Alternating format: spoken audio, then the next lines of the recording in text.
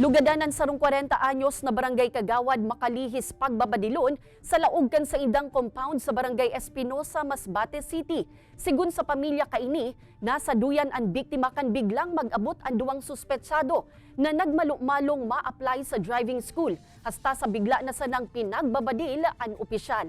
Nagsapo ni lugad sa lawas ang biktima na tulos man na idinalagan sa ospital. Tulos man na naaresto ang duwang sospek, makalihis na mag-agi sa checkpoint operation kan kapulisan. Nakumpiskar sa mga ini ang sarong 38 revolver na badil, magasin, kutsilyo asin mga bala.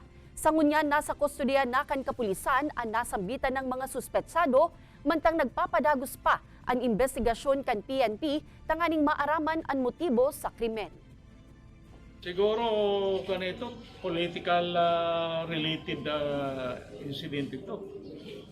Kasi yung anak ko, siya ang nagprotesta doon tungkol sa mga flying registrants sa mga itong this coming election.